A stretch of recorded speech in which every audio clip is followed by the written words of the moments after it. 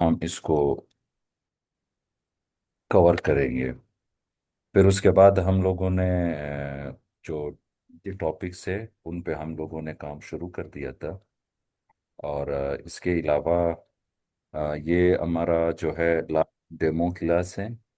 इसके बाद जो स्टूडेंट्स पे करेंगे सिर्फ उनको अलाउ किया जाएगा क्लास लेने के लिए। बाकी स्टूडेंट्स के साथ फ्री लिंक शेयर नहीं किया जाएगा। और इसके अलावा जो लास्ट लेक्चर था उसमें हम लोगों ने ये पढ़ा था कि जब पाकिस्तान आज़ाद हुआ और इंडिया भी आज़ाद हो गई तो दोनों का जो फर्स्ट टास्क था वो था मुल्क के लिए कॉन्स्टिट्यूशन बनाना। और उसके लिए इंडिया का मैंने बताया था कि उन्होंने जनवरी 1950 को अपना कॉन्स्टिट्यूशन बना लिया। और दोनों कंट्रीज जब बन गई थी 3 जून प्लान जो ब्रिटिश ने दिया था उसमें पाकिस्तान और इंडिया को दो आज़ाद डोमिनियन बनाने का बाकायदा ऐलान हुआ था।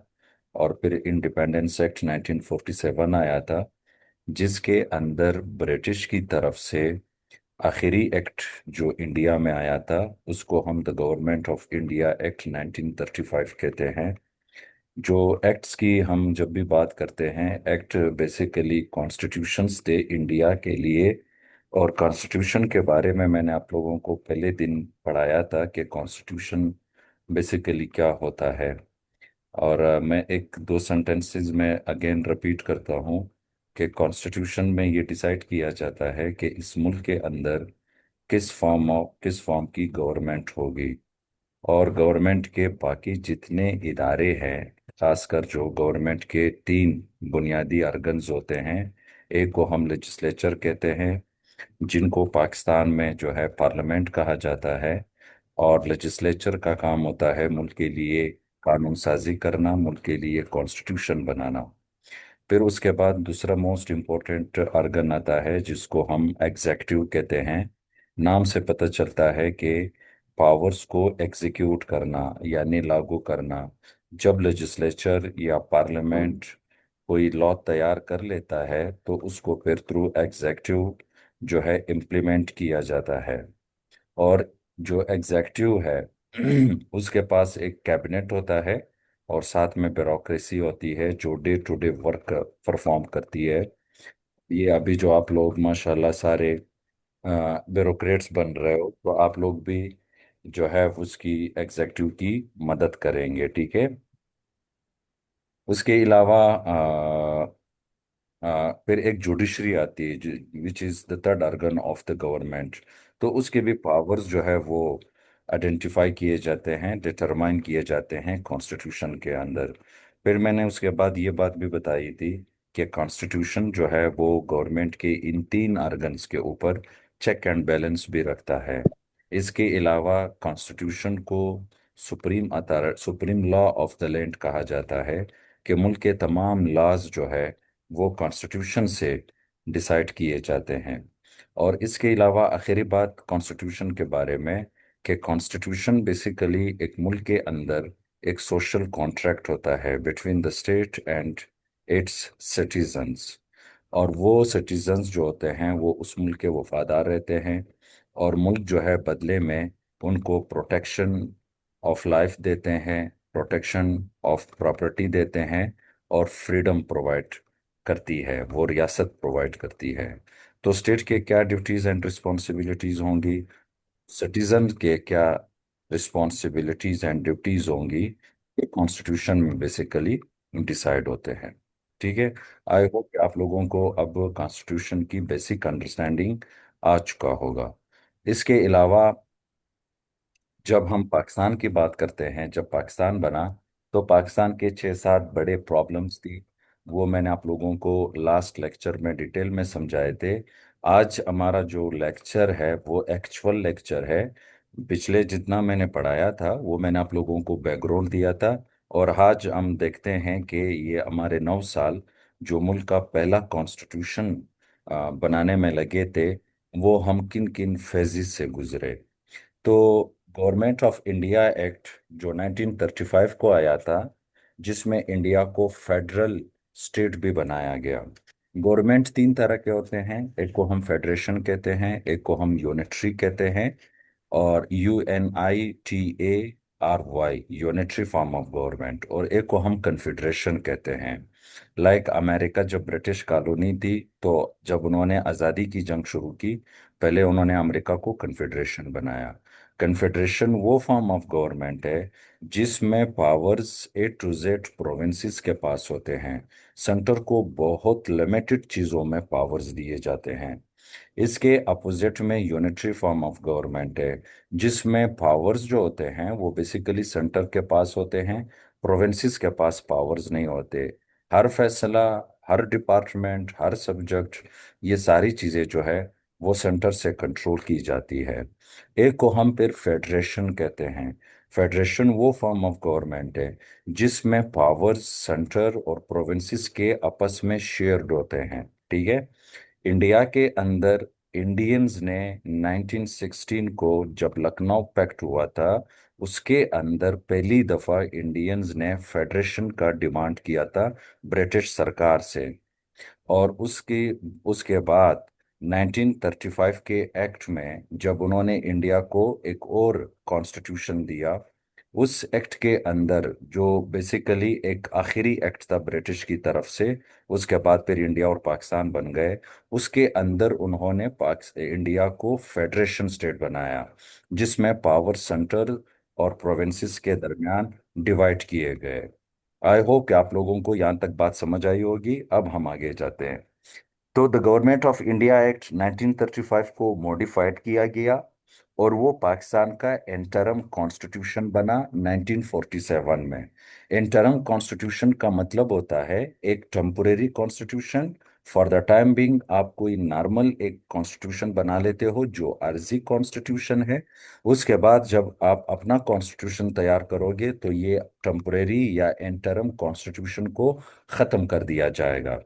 पाकिस्तान की जो फर्स्ट कंस्टिट्यूएंट असेंबली बनी थी 10 अगस्त 1947 को, उसने 11 अगस्त को एजलास किया, जिसमें कायद आजम का स्पीच बहुत ज़्यादा फेमस है जो उसने 11 अगस्त 1947 को दिया था पाकिस्तान की फर्स्ट कंस्टिट्यूएंट असेंबली में। अब ये जो फर्स्ट कंस्टिट्यूएंट असेंबली थी, इसको बुनियादी टास्क ये दिया गया था कि आपने पाकिस्तान के लिए कॉन्स्टिट्यूशन बनाना है। इसके टोटल 69 मेंबर्स थे, और उन 69 मेंबर्स के जो तादाद थी उसमें 18 मेंबर्स नॉन मुस्लिम्स थे। और ये वो लोग थे जिन्होंने इंडिया के अंदर 1946 के इलेक्शंस में कामयाबी हासिल की थी। तो इस तरह जो प्रोसेस शुरू होता है पाकिस्तान के अंदर, ये इन चीज़ों के होने के बाद अब कॉन्स्टिट्यूशन मेकिंग की तरफ हम बढ़ते हैं। तो सबसे पहले पाकिस्तान के अंदर जो उस टाइम सबसे बुनियादी टॉपिक था वो ये था कि क्या पाकिस्तान को एक इस्लामिक स्टेट बना दिया जाए या एक सेकुलर स्टेट बना दिया जाए। सेकुलर की मैंने आप लोगों को बताया था कि ये आइडिया बेसिकली वेस्ट से आया है, और बेसिकली प्रोटेस्टेंट और कैथोलिक चर्च के दरमियान 30 साल एक जंग हुई थी, जो 1618 में शुरू हुई और 1648 में ख़त्म हुई। और फाइनली एक ट्रेटी हुई, एक एग्रीमेंट हुआ जिसको ट्रेटी ऑफ वेस्टफेलिया कहते हैं। उसके बाद रिलीजन को रियासत से अलग कर दिया गया। तो सेकुलर वो स्टेट्स होते हैं जिनमें इस रियासत की खुद कोई रिलीजन नहीं होती। रियासत जो है वो रिलीजन लेस होता है। इसका मतलब ये नहीं है कि रियासत इंटी रिलीजन होता है। तो पाकिस्तान में ये दो स्कूल ऑफ थॉट्स थे कि क्या रिलीजियस स्टेट हो, स्टेट का रिलीजन हो या नहीं हो। तो इस हवाले से इस मसले को सॉर्ट आउट करने के लिए पाकिस्तान में ऑब्जेक्टिव रेजोल्यूशन आया, जो मैंने आप लोगों को कल डिटेल में बताया था। ये आया था 12 मार्च 1949 को। और उसी 12 मार्च 1949 को पाकिस्तान के अंदर उसी दिन फर्स्ट कॉन्स्टिट्यूएंट असेंबली के अंदर बेसिक प्रिंसिपल्स कमेटी भी बनाई गई थी। अच्छा, ये जो ऑब्जेक्टिव रेजोल्यूशन है, इसने पाकिस्तान का एक फाउंडेशनल डॉक्यूमेंट है, और इसने एक डायरेक्टिव प्रिंसिपल एस्टेब्लिश कर दिया। इसी ऑब्जेक्टिव रेजोल्यूशन के अंदर ये फैसला हुआ कि पाकिस्तान की सावरनिटी जो है वो अल्लाह ताला के पास होगी। और ये पिछले 1.5-2 महीने पहले जो ये एसएनजीडी में जो जॉब्स आई थी उसमें ये ऑब्जेक्टिव रिजोल्यूशन पे क्वेश्चन भी आया था। और ये मैंने आप लोगों को पिछले लेक्चर में पढ़ाया है, 10-11 पॉइंट से इसके। तो ऑब्जेक्टिव रेजोल्यूशन में ये फैसला हुआ कि पाकिस्तान एक इस्लामिक रियासत के तौर पर काम करेगी। पाकिस्तान के अंदर इस्लाम के मुनाफी कोई भी कानून साजी नहीं होगी। और जितनी लॉज बनाई जाएंगी वो अंडर द परमिशन या under under the guidance of Islam सारी लॉज जो है वो बनाई जाएंगी। ठीक है, ये सारी चीजें इधर डिसाइड हो जाती है। उसी के बाद पाकिस्तान के अंदर उसी दिन बेसिक प्रिंसिपल्स कमेटी बनाई जाती है। इसके टोटल 25 मेंबर स्टार्टिंग में होते हैं और बाद में ये 29 मेंबर्स हो जाते हैं, जब सूबों के चीफ मिनिस्टर्स भी इनमें एड इसमें ऐड किए जाते हैं। इसको जो का टास्क दिया गया, वो ये टास्क दिया गया कि आप कोई स्टैंडर्ड फार्मूला निकाले, जो हमने पिछले लेक्चर में जो प्रॉब्लम्स पढ़ी थी उनके हवाले से, और कोई हमें स्टैंडर्ड फार्मूला दे ताकि उसकी बुनियाद पे हम मुल्क का कॉन्स्टिट्यूशन बना सके। वो इश्यूज क्या थे कि किस किस को राइट टू वोट दिया जाए, जुडिशरी किस तरह होनी चाहिए, फंडामेंटल राइट्स का हम क्या करेंगे, किस तरह होना चाहिए, फेडरेशन कैसे हो, सेंटर के पास कितने पावर्स हो, सूबों के पास कितने पावर्स हो, रिप्रेजेंटेशन हम कैसे दे दे, किसको कितना रिप्रेजेंटेशन दे दे, किस सूबे का कितने शेयर्स होने चाहिए सेंट्रल गवर्नमेंट में। ये वो बुनियादी सवालात थे, क्वेश्चंस थे, जो कॉन्स्टिट्यूशन बनाने से पहले ये सारी चीजें डिसाइड करनी थी। और फिर इन सारी चीजों को कॉन्स्टिट्यूशन के अंदर इनको ऐड करना था।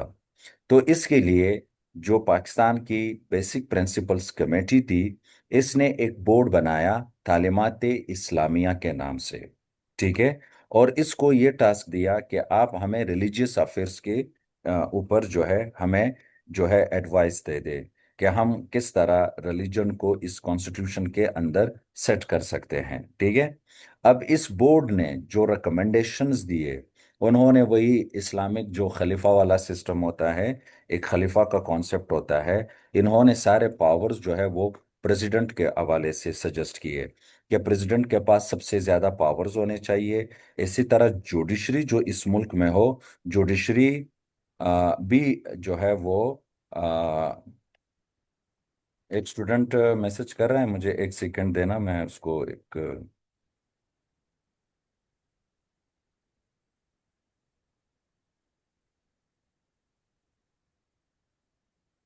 अच्छा।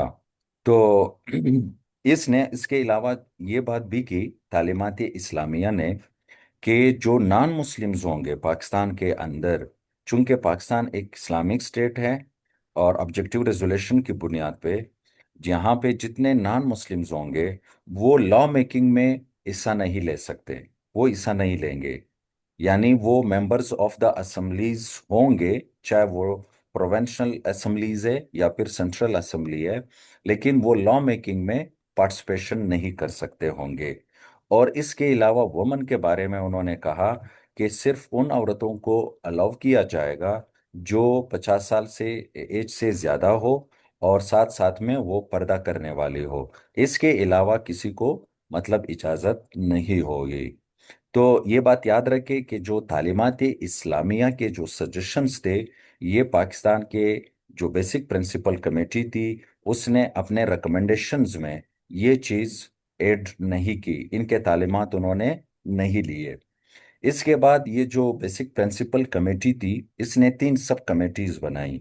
एक कमेटी उन्होंने बनाई federal and provincial distribution of constitutional powers, कि एक कमेटी इस चीज के ऊपर काम करेगी कि सेंटर को, फेडरल गवर्नमेंट को कितने पावर्स मिलने चाहिए और प्रोविंसेस को कितने पावर्स मिलने चाहिए। उसके बाद एक कमेटी उन्होंने राइट ऑफ फ्रेंचाइज के ऊपर बनाई। फ्रेंचाइज का मतलब है राइट टू वोट, कि वोट किस एज तक अलाउ किया जाए और कितने परसेंट पॉपुलेशन को राइट टू वोट दिया जाए कि वो जनरल इलेक्शंस के अंदर वोट डाल सकते हो। ये बात भी याद रखनी है कि 1935 के एक्ट ने इंडिया के अंदर 35 मिलियन आबादी को, जो कि इंडिया की 300 मिलियन से ज्यादा आबादी थी, उसमें उन्होंने 35 मिलियंस को राइट टू वोट दिया था। ठीक है।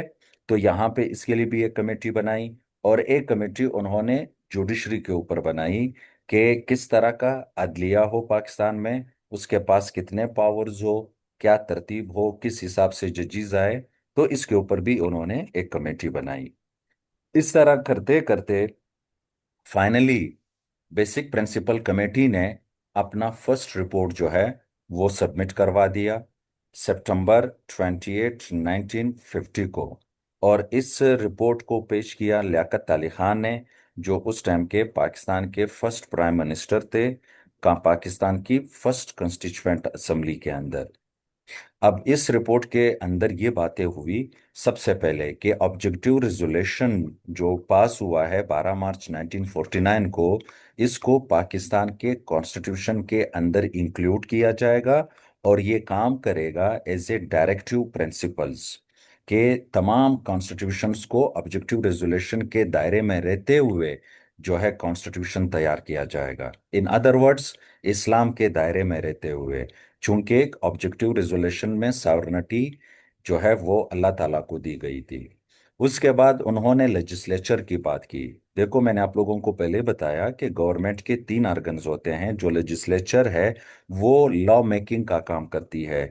सिंपल वर्ड्स में, इस टाइम पाकिस्तान का जो पार्लियामेंट है और जिसके अंदर जो हमारी नेशनल असेंबली है और सेनेट है, इनको हम लेजिस्लेचर कहते हैं। उन्होंने कहा कि ये बाई कैमेरल होना चाहिए। लेजिस्लेचर दो तरह के होते हैं, बाई कैमेरल या यूनी कैमेरल। बाई का मतलब है दो, कैमेरल का मतलब है हाउसेस, या आप कह सकते हैं चैम्बर्स, जो वकील के चैम्बर्स होते हैं, या रूम ले ले। तो बाई कैमेरल यानी ऐसा लेजिस्लेचर जिसके दो हाउसेस हो, या दो चैम्बर्स हो, या दो रूम्स हो। यानी बेसिकली नेशनल असेंबली और सेनेट की बात हो रही है। तो उन्होंने कहा to houses of the parliament होंगे। जो अपर हाउस है उसको हम अपर हाउस भी कहते हैं, उसको हम सेनेट भी कहते हैं। बेसिक प्रिंसिपल कमेटी ने उसको कहा कि हम इसको हाउस ऑफ यूनिट्स कहेंगे। यूनिट से मुराद था पाकिस्तान के सूबे। और उस टाइम पाकिस्तान के पांच सूबे थे, चार सूबे इधर थे और एक सूबा जो था वो ईस्ट पाकिस्तान था, जो आज मॉडर्न बांग्लादेश बना हुआ है। उसने ये भी बोला रिपोर्ट के अंदर कि इनको इक्वल रिप्रेजेंटेशन दिया जाएगा। मोस्टली दुनिया में जो सेनेट होता है उसमें तमाम सूबों के आपस में इक्वल रिप्रेजेंटेशन दिया जाता है। और उसकी भी एक वजह होती है, आगे जाके मैं बता दूंगा। लोअर हाउस, जिसको हम नेशनल असेंबली कहते हैं, इसको उन्होंने नाम दिया हाउस ऑफ पीपल। यहाँ पे जो रिप्रेजेंटेशन दिया जाता है वो basically on the basis of population दिया जाता है। और ये पूरी दुनिया में इसी तरह है, आज भी पाकिस्तान में इसी तरह है। जो हमारी नेशनल असेंबली है उसमें पंजाब के 170 प्लस जो है वो उनकी सीट्स है। बलूचिस्तान के सिर्फ 16 सीट्स है, क्योंकि बलूचिस्तान की आबादी 1.5 करोड़ है, पंजाब की आबादी 12 करोड़ है। तो जहाँ पे आबादी में फर्क होता है उसी तरह उनको सीट्स भी फिर डिफरेंट दिए जाते हैं। नेशनल असेंबली में हमेशा जो सीट्स दी जाती है वो बेस्ड ऑन पॉपुलेशन की बुनियाद पे वो देते हैं। ठीक है। तो उन्होंने कहा कि उनको बोथ हाउसेस, अब यहाँ पे ये बात याद रखो, ये टेक्निकल पॉइंट मैं दे रहा हूँ, कि both the houses would enjoy the equal powers, कि दोनों हाउसेस को हम इक्वल पावर्स देंगे।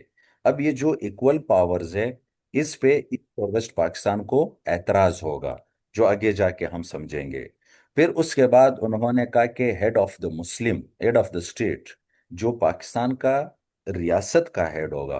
देखो, पार्लियामेंट्री सिस्टम में दो हेड होते हैं, एक हेड ऑफ द गवर्नमेंट होता है, एक हेड ऑफ द स्टेट होता है। जो रियासत का हेड होता है वो नॉमिनल होता है, वो सिर्फ कॉन्स्टिट्यूशनल बेसिस पे उसको स्टेट का, रियासत का हेड बना दिया जाता है। गवर्नमेंट में उसके पावर्स नहीं होते। जो प्राइम मिनिस्टर साहब होते हैं वो गवर्नमेंट के हेड होते हैं, और एक्चुअली एक रियासत के अंदर सब कुछ जो है वो गवर्नमेंट करती है। तो basically in other words, actual powers parliamentary system में प्राइम मिनिस्टर के पास होते हैं, प्रेसिडेंट के पास नहीं होते। इस टाइम प्राइम मिनिस्टर शहबाज शरीफ है, प्रेसिडेंट आसिफ अली जरदारी साहब है। अब जरदारी साहब का आप लोगों ने कुछ नहीं देखा होगा, वो खामोश बैठे हुए हैं, क्योंकि वो रियासत का एक नॉमिनल हेड है। और जो एक्चुअल पावर्स है वो प्राइम मिनिस्टर के पास पड़े हुए हैं, जो आजकल शहबाज शरीफ है। ये जो प्राइम मिनिस्टर पार्लियामेंट्री सिस्टम में होता है, इसको चीफ एग्जेक्टिव कहते हैं। कि मतलब एग्जेक्टिव का चीफ ये बंदा बैठा हुआ है, ऐसा तमाम के तमाम पावर्स दिस पर्सन के पास पड़े होते हैं। अच्छा, अब उन्होंने कहा हेड ऑफ द स्टेट जो है, उस टाइम बेसिक प्रिंसिपल कमेटी में उन्होंने कहा कि बिंग अ मुस्लिम होना इज नॉट मैंडेटरी, ये लाजमी नहीं है, ये बात उन्होंने की थी। और would be elected by joint session, और उसको इलेक्ट किया जाएगा 5 साल के लिए, और वो 2 टर्म्स के लिए आ सकता है। यानी एक बंदा 5 साल के लिए एक दफा प्रेसिडेंट बन सकता है, और वो लाइफ में 2 टाइम्स बन सकता है। इसके अलावा ये बात भी की गई कि उनको ज्वाइंट सेशन के जरिए से, यानी both the houses, national assembly और सेनेट दोनों मिलके उसकी जो है वो उसको नॉमिनेट करेंगे। फिर इसके अलावा इस रिपोर्ट के अंदर उन्होंने प्रेसिडेंट को बहुत ज्यादा पावर्स दिए।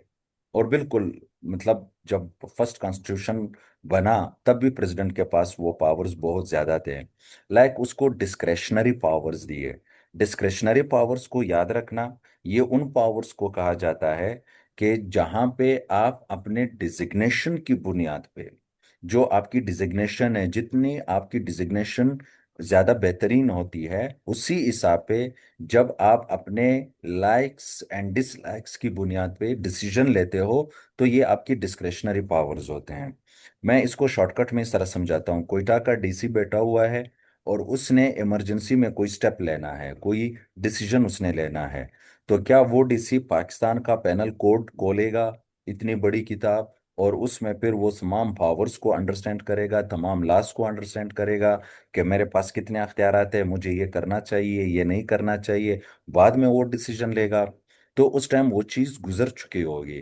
तो ऐसे कंडीशन में आपको डिजिग्नेशन की बुनियाद पे डिस्क्रिशनरी पावर्स दिए जाते हैं, कि अगर कोई चीज़ आपको गलत लगती है तो आप उसके मामले में कोई भी डिसीजन ले सकते हो, या कोई चीज़ आपको अच्छी लगती है तो आप उसके मामले में अपने डिजिग्नेशन की बुनियाद पे जो स्टेप लोगे, जो पॉलिसी या जो एक्शन लोगे, उसको डिस्क्रिशनरी पावर्स के अंदर लाते हुए आपको किसी भी तरह से आपकी अकाउंटेबिलिटी नहीं होगी, आप किसी को जवाबदेह नहीं होंगे। इसी तरह फिर उसको इमरजेंसी के पावर्स दिए, कि प्रेसिडेंट ऑफ पाकिस्तान इमरजेंसी के अंदर कोई भी सेशन ला सकता है, बुला सकता है असेंबली का। इसी तरह वो इमरजेंसी के अंदर असेंबली का सेशन बंद कर सकता है, ये स्पेशल इमरजेंसी पावर्स उसको दिए गए। इसी तरह वो अपॉइंटमेंट कर सकता है, जो बड़े बड़े उहदे हैं उन पे वो अपॉइंटमेंट भी कर सकते हैं। इस तरह के पावर्स उन्होंने उस रिपोर्ट के अंदर जो है वो डिसाइड कर लिए। President was not answerable to anyone, president किसी को भी जवाबदेह नहीं होगा, और उसको असिस्ट किया जाएगा बाय द प्राइम मिनिस्टर, और साथ साथ में उसका कैबिनेट। और ये मैंने कल आप लोगों को समझाया था कि प्राइम मिनिस्टर और कैबिनेट चूंकि लेजिस्लेचर इलेक्ट करते हैं, नेशनल असेंबली में इलेक्ट होते हैं मोस्टली, और वो लेजिस्लेचर को जवाबदेह होते हैं। तो जो प्राइम मिनिस्टर होगा और कैबिनेट उसका, वो कंस्टिट्यूएंट असेंबली को आंसरेबल होंगे, बाकी president will not be answerable. ठीक है, ये बात की गई। उसके बाद जो सबसे बड़ा मसला था, मैंने आप लोगों को बताया था कि ईस्ट और वेस्ट पाकिस्तान के दरमियान जो सबसे बड़ा मसला था वो लैंग्वेज का था। इन्होंने कहा कि उर्दू जो है वो हमारी नेशनल लैंग्वेज होगी। वैसे बंगाली ये डिमांड कर रहे थे कि आप जो है बंगाली को नेशनल लैंग्वेज बनाओगे। क्यों? मैंने पहले बताया था कि बंगाली जो थे वो टोटल पाकिस्तान के 55% बन रहे थे। जब पाकिस्तान बना तो वो 55% थे ऑफ टोटल पॉपुलेशन, और हम लोग जो थे 45% थे। और ये बात भी याद रखनी है कि बंगाली का, हम बंगालियों का हमसे जाना दुनिया में ये फर्स्ट टाइम हुआ है कि मेजॉरिटी माइनॉरिटी से गई है। ठीक है। इसके अलावा मैंने आप लोगों को कल बताया था कि ईस्ट बंगाल चाहता था कि सेंट्रल गवर्नमेंट कमजोर रहे, सूबों को ज्यादा पावर्स दिए जाए फेडरेशन में, लेकिन यहाँ पे उन्होंने कहा कि सेंटर को स्ट्रांग रखा जाएगा। और एक बात ये की गई कि इस्लामिक बोर्ड ऑफ उलमा को बनाया जाएगा, जो पाकिस्तान के अंदर जितने लॉज बनाए जाएंगे उसको देखा जाएगा कि क्या वो इस्लाम के साथ कंफर्मिटी में है या नहीं है। इसके अलावा जब ये कुछ हो गया तो इस पे क्रिटिसिज्म क्या आया? वेस्ट पाकिस्तान ने, जो ये मौजूदा पाकिस्तान है, इसने ईस्ट पाकिस्तान की लोअर हाउस में मेजॉरिटी जो है वो जो है लाइक नहीं की। हमें एतराज हुआ कि जिस तरह उन्होंने फर्स्ट रिपोर्ट में कहा कि वेस्ट जो जो लोअर हाउस होगा, जो नेशनल असेंबली होगी, वहां पे पॉपुलेशन की बुनियाद पे जो है रिप्रेजेंटेशन दिया जाएगा, तो इसको रिजेक्ट किया गया, हमने इसको नहीं माना। ईस्ट पाकिस्तान ने ये बात नहीं मानी कि आपने सिर्फ उर्दू जो है एज ए नेशनल लैंग्वेज रख दिया। What about Bengali? वो बंगाली चाह रहे थे। जो स्ट्रॉन्ग सेंट्रलाइजेशन है, इस पे भी ईस्ट पाकिस्तान ने प्रोटेस्ट किया कि भाई इसमें प्रोविंशियल अटानोमी किधर है, सूबाई खुद मुख्तियारी किधर है? प्रोविंशियल अटानोमी या सूबाई खुद मुख्तियारी का मतलब है कि आप कुछ महकमों में कुछ डिपार्टमेंट्स जो है वो कंप्लीटली आप सूबों को देते हो, उसमें फिर सेंट्रल गवर्नमेंट की कोई इन्फ्लुएंस नहीं होती। इसी तरह ईस्ट पाकिस्तान में इन चीज़ों पे प्रोटेस्ट शुरू हो गए। इस्लामिक बोर्ड को जो है कुछ लिबरल या प्रोग्रेसिव लोगों ने इसको क्रिटिसाइज करना शुरू कर दिया कि ये अनडेमोक्रेटिक इन्फ्लुएंस है, क्योंकि ये this is not a democratic वे कि आप इस्लामिक बोर्ड उसके ऊपर बिठाओगे, उसके बाद आपके पार्लियामेंट के अंदर, नेशनल असेंबली के अंदर, लेजिस्लेचर के अंदर कोई भी लॉ बनेगी तो वो उसे जो है इस्लामिक बोर्ड को मसला होगा, तो इस तरह अनडेमोक्रेटिक इन्फ्लुएंस हो जाएगा। तो this is not like a democratic वे। तो रिपोर्ट को दोनों पाकिस्तान ने रिजेक्ट कर दिया। It could not satisfy both the wings, East and West. The religious groups objected that the report contained nothing about Islamization. और जो रिलीजियस ग्रुप्स थे उन्होंने फिर कहा कि सिर्फ एक बोर्ड बनाने से क्या होगा, बाकी जो आप चीजें कर रहे हो जो इस रिपोर्ट के अंदर है, इसमें इस्लाम के बारे में क्या है? तो उन्होंने भी इस रिपोर्ट पे एतराज कर लिया। इस तरह ये रिपोर्ट रिजेक्ट हुआ। इसके बाद दूसरी रिपोर्ट आती है। अब इस टाइम लियाकत अली खान को जो है असैसिनेट किया गया है। लीडरशिप के कत्ल को हम असैसिनेशन कहते हैं, ठीक है? मर्डर नहीं कहते हैं, न किल कहते हैं, उसको आप असैसिनेशन कहते हो। तो उस बेचारे को असैसिनेट किया गया था 1951 में। तो इस टाइम जो दूसरा जो बेसिक प्रिंसिपल कमेटी ने रिपोर्ट पेश किया पाकिस्तान की फर्स्ट कॉन्स्टिट्यूएंट असेंबली में, ये 12 दिसंबर 1952 को पेश किया गया।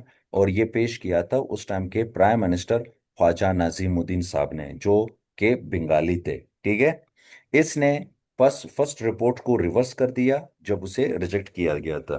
तो इस रिपोर्ट के अंदर क्या क्या बातें हुई? इसमें कहा गया कि ऑब्जेक्टिव रेजोल्यूशन जो है वो पार्ट होगा फ्यूचर कॉन्स्टिट्यूशन का, उस चीज को उसी तरह मतलब जारी रखा गया। इसी के साथ साथ उन्होंने अगेन बाई कैमरल लेजिस्लेचर की बात की। ये बात भी मतलब उसी तरह फर्स्ट रिपोर्ट की तरह मेंटेन रखा गया। लेकिन उन्होंने इस दफा ये कहा कि this this time equal representation was given in both houses, यानी नेशनल असेंबली के अंदर भी अब पॉपुलेशन की बुनियाद पर रिप्रेजेंटेशन नहीं होगी, बल्कि इक्वल रिप्रेजेंटेशन दिया गया, ठीक है? इस तरह उन्होंने अपर हाउस के लिए 120 सीट्स सजेस्ट किए, जिसमें 60 सीट्स जो थे वो ईस्ट पाकिस्तान के थे और 60 सीट्स जो थे वो वेस्ट पाकिस्तान के थे। इसी तरह जो लोअर हाउस है, नेशनल असेंबली है, उसके लिए टोटल 400 सीट सजेस्ट किए। उसमें 200 जो थे वो ईस्ट पाकिस्तान के थे, 200 वेस्ट पाकिस्तान के थे। इस रिपोर्ट को बेसिकली हमने रिजेक्ट किया है। उसकी बुनियादी वजह ये थी क्योंकि ये जो 60 सीट्स हमें मिलनी थी वेस्ट पाकिस्तान को, और उसके बाद नेशनल असेंबली के लिए जो 200 सीट्स मिलनी थी, वो वेस्ट पाकिस्तान के अंदर फर्दर 4 सूबों में डिवाइड होने थे। तो ये बात तो क्लियर हो जाती है, मतलब कॉमन सेंस की बात है कि ऑटोमेटिकली ईस्ट पाकिस्तान की अगेन मेजॉरिटी है, क्योंकि ईस्ट पाकिस्तान में एक सूबा है, 4 सूबे इधर है। तो जब उधर एक सूबा है, उनकी सेनेट में 60 सीट्स उसी तरह एक साथ होंगी, एक सूबे के होंगे। और नेशनल असेंबली में उनके 200 सीट्स होंगे, वो भी सारे के सारे सिर्फ और सिर्फ ईस्ट पाकिस्तान के होंगे। लेकिन जब हम वेस्ट पाकिस्तान की तरफ आएंगे तो सेनेट में भी ये सीट्स जो है 4 सूबों में डिवाइडेड होंगे, और 200 सीट जो नेशनल असेंबली के होंगे वो भी 4 सूबों में डिवाइडेड होंगे। तो ये उन्होंने दिया। फिर attempted to balance power more fairly between the two wings. इसमें जैसे हम ऊपर देख रहे हैं, कोशिश की गई कि फेयर वे में ये जो प्रॉब्लम है पावर को बैलेंस किया जा सके। इस दफा उन्होंने इस्लामिक बोर्ड का जो प्रपोजल था उसको थोड़ा सॉफ्ट किया कि रिलीजियस रूल जो है थोड़ा रिड्यूस किया जाए। लेकिन इसमें दो चीजें थी। एक तो उन्होंने मतलब सेंटर पे उसी तरह खामोशी मतलब अख्तियार की कि सेंट्रल गवर्नमेंट जो है वो पावरफुल होगा, उसके पास ज्यादा पावर्स होंगे एज कंपेयर टू मुस्लिम। जो दूसरे रिपोर्ट में सबसे बुनियादी चीज उन्होंने इस दफा की वो ये थी कि उन्होंने प्रेसिडेंट का मुस्लिम होना जो था वो लाजमन करार दे दिया। बाकी उसके पावर्स में कोई चेंजेस नहीं लाए गए, ठीक है। और ये बात भी उसी तरह मतलब मेंटेन रखी गई कि उसको दोनों हाउसेस जो है वो इलेक्ट करेंगे। इसके अलावा more powers were given to lower house. इस दफा उन्होंने लोअर हाउस को ज्यादा पावर्स दिए। Cabinet was made responsible to lower house और कैबिनेट भी उसी को ही रिस्पॉन्सिबल होगा। It was promise that law making would be in accordance with Islam, no law would be made in violation of Islamic principles. Rule थोड़ा soft किया गया लेकिन ये प्रॉमिस किया गया कि इस्लाम के मुनाफी कोई भी कानून साजी यहाँ पे नहीं की जाएगी। जो सबसे बुनियादी प्रॉब्लम थी वो थी नेशनल लैंग्वेज की। इस पे अगेन सेकंड रिपोर्ट जो है वो खामोश थी। उन्होंने नेशनल लैंग्वेज की बात नहीं की। तो अंडरस्टूड बात थी कि उन्होंने वही बात की कि उर्दू को ही नेशनल लैंग्वेज जो है वो किया जाएगा और सुप्रीम कोर्ट ऑफ पाकिस्तान बनाया जाएगा। अब ये बात याद रखो, जब 1935 का एक्ट आया तो उस टाइम उन्होंने इंडिया को पहली दफा फेडरल कोर्ट दिया। तो 1935 से लेके फिर जब पाकिस्तान बना तो पाकिस्तान के अंदर कराची में हमारा फेडरल कोर्ट था, वो सुप्रीम कोर्ट नहीं था। फिर जब 1956 का कॉन्स्टिट्यूशन आया तो उसको फेडरल कोर्ट से सुप्रीम कोर्ट बना लिया। अब इस पे क्रिटिसिजम्स क्या आने लगे दूसरे रिपोर्ट पे। जाहिर है अंडरस्टूड बात है, लैंग्वेज की तो सबसे बुनियादी प्रॉब्लम है। तो उन्होंने कहा कि भाई लैंग्वेज किधर है, क्योंकि लैंग्वेज को लेके बंगाली बहुत ज्यादा सीरियस थे।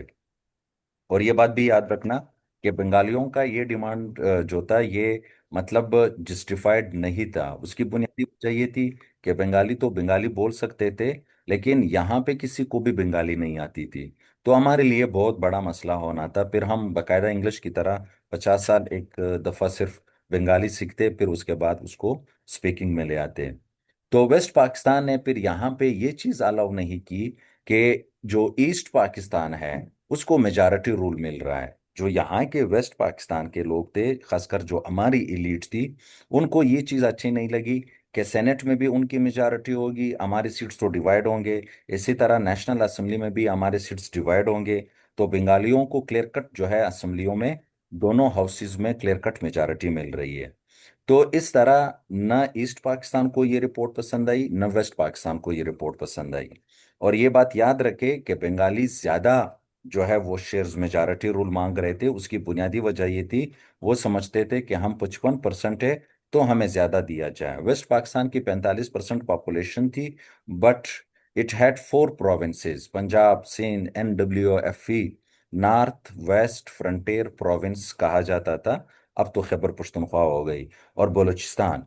तो इस तरह वो जो थे वो इक्वल पावर्स मांग रहे थे। This led to the argument about representation कि अब किस तरह आप रिप्रेजेंटेशन देंगे, ठीक है। East Pakistan wanted power based on population, 1 person 1 vote. वो पॉपुलेशन की बुनियाद पे पावर्स मांग रहे थे कि भाई मेरी पॉपुलेशन ज्यादा है, 1 पर्सन 1 वोट के जरिए से मुझे ज्यादा नेशनल असेंबली में रिप्रेजेंटेशन दिया जाए। वेस्ट पाकिस्तान इक्वल पावर्स मांग रहा था क्योंकि वो नहीं चाह रहा था कि मुझे ईस्ट पाकिस्तान डोमिनेट करे। Because of this dispute the first constitution was further delayed. अब ये हमारी जो दो बेसिक प्रिंसिपल कमेटीज के दो रिपोर्ट्स थी, इन प्रॉब्लम्स की वजह से हमारा कॉन्स्टिट्यूशन जो था वो डिले हो गया।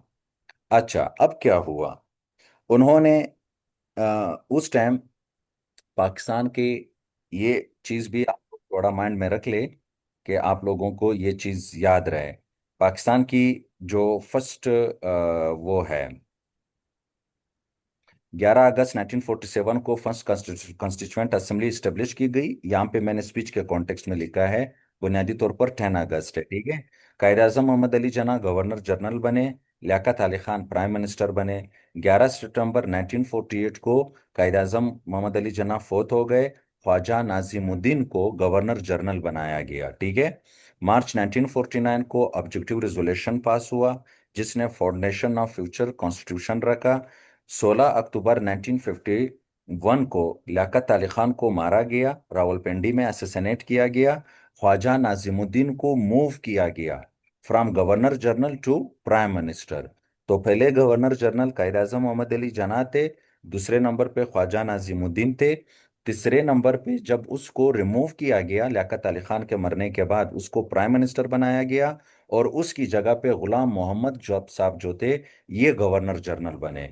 ठीक है। अब ख्वाजा जो है वो आगे फिर मैं बताता हूँ कि उसने किस तरह पाकिस्तान की फर्स्ट कंस्टिट्यूएंट असेंबली जो थी वो डिसॉल्व की, और फिर उसकी जगह पे जब वो बहुत ज़्यादा बीमार हो गए, बूढ़े हो गए, फिर उसकी जगह पे सिकंदर मिर्ज़ा जो है वो फोर्थ गवर्नर जनरल बने।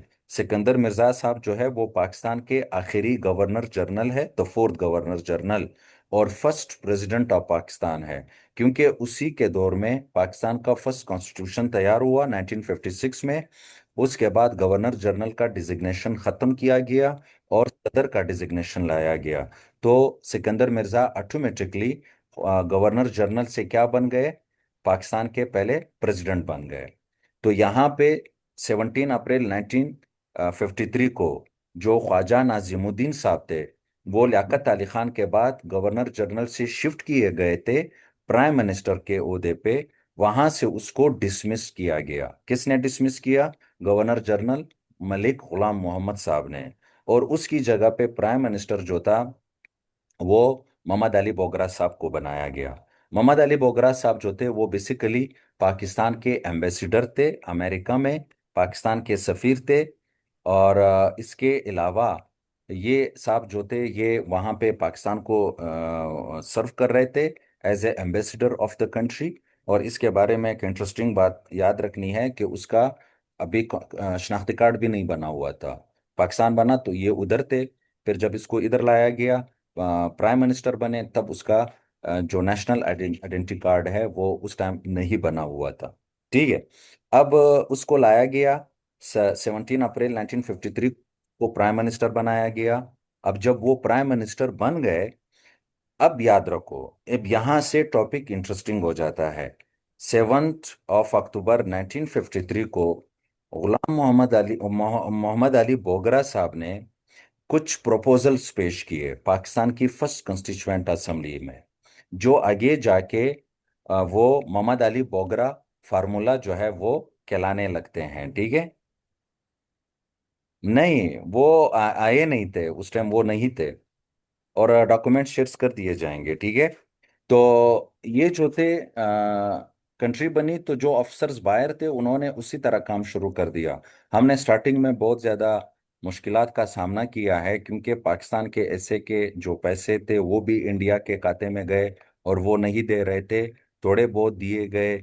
इसी तरह हमारा जो स्ट्रक्चर था इन ब्रिटिश का, बहुत ज़्यादा फोकस सेंट्रल इंडिया पे बहुत रहा था, ये इलाके इतनी एडवांस भी नहीं थी। तो बहुत मुश्किलात में सिस्टम जो था वो बना, और फिर बहुत ज़्यादा मुश्किलात में जो है वो आगे बढ़ा। उसके अलावा जो हमारी स्टार्टिंग के एलिट्स थे वो लैंडलॉर्ड्स थे सारे।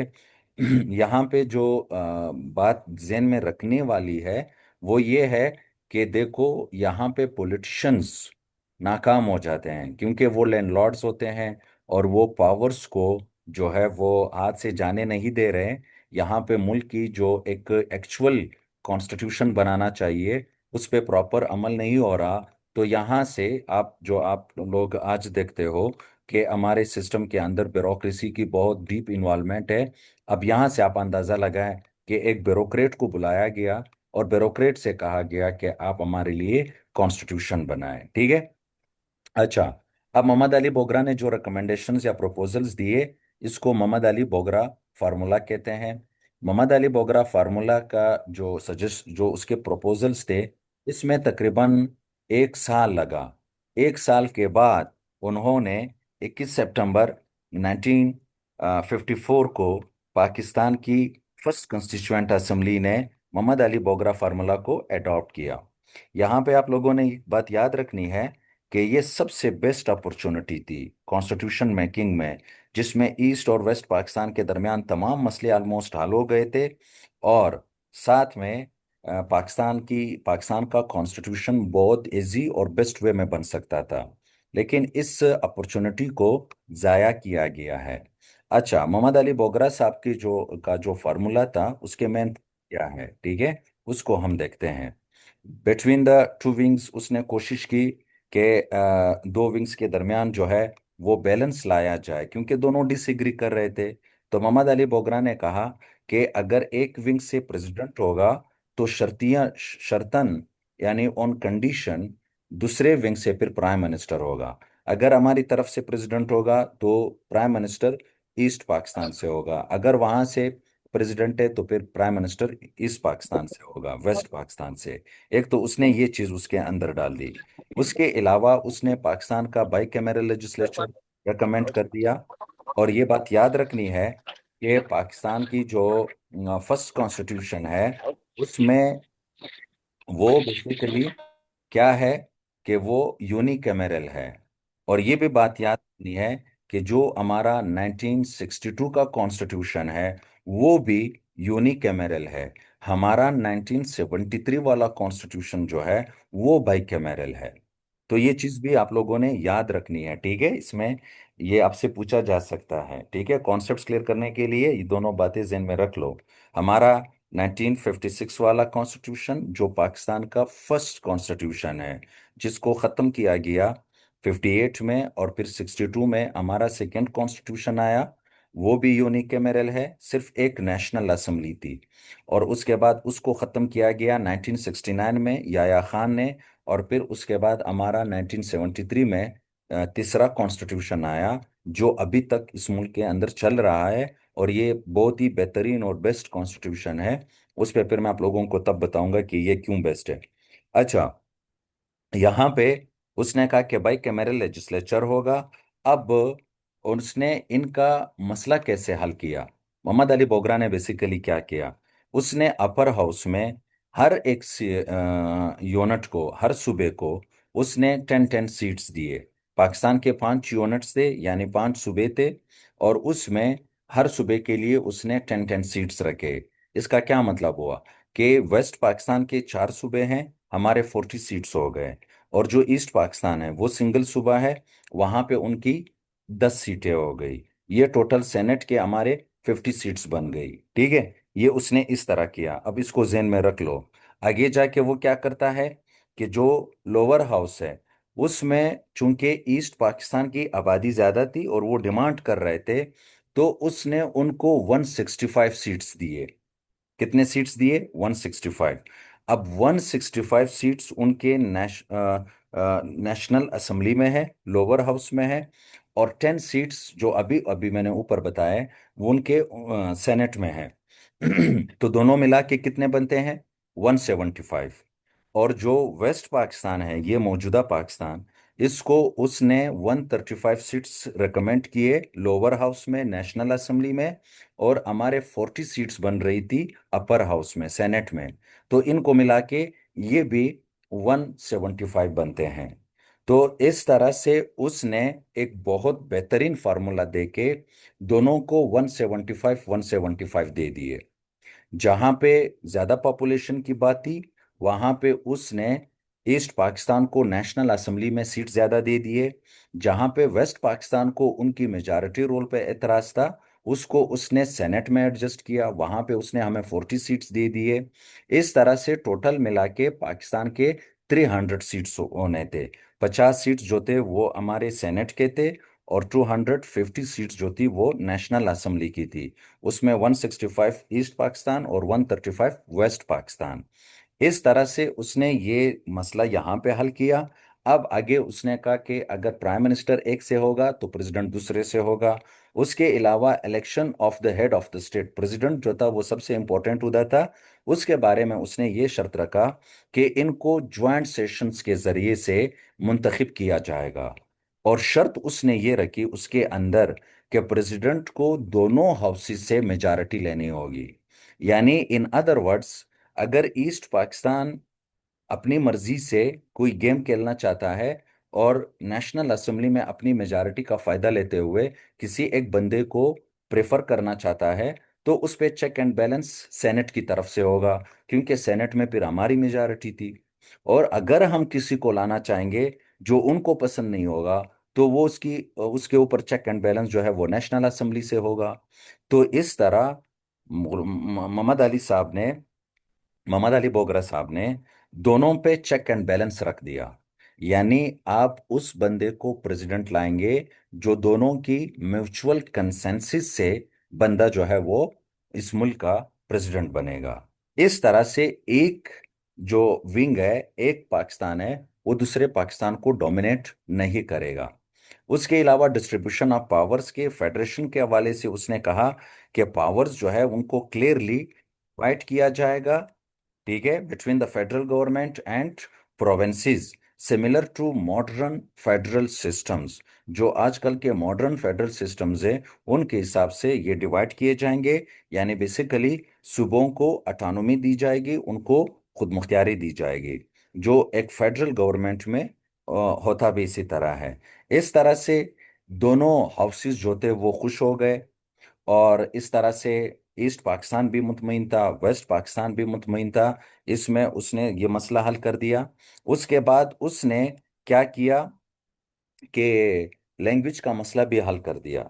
लैंग्वेज के मसले के हवाले से मोहम्मद अली बोगरा साहब ने कहा कि पाकिस्तान के दो नेशनल लैंग्वेजेस होंगे, जो कि आगे जाके हमारे 1956 के कॉन्स्टिट्यूशन में और 62 के कॉन्स्टिट्यूशन में पाकिस्तान के दो नेशनल लैंग्वेजेस है, एक बंगाली है एक उर्दू है।